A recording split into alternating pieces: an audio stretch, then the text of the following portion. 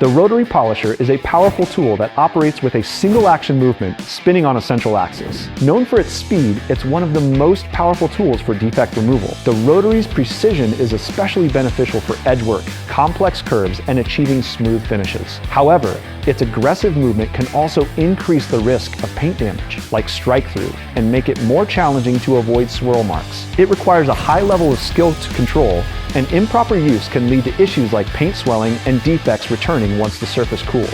When using a rotary polisher, speed isn't everything. A lower RPM can still achieve fast results, especially when paired with the right pads and compounds. Pads designed for rotary tools typically feature open cell foam to disperse heat, reducing the risk of paint damage. There are flat pads for aggressive cutting and waffle pads for a smoother, cooler finish on sensitive paints. Rotary wool pads also run cooler, offering fast defect removal without excessive heat buildup.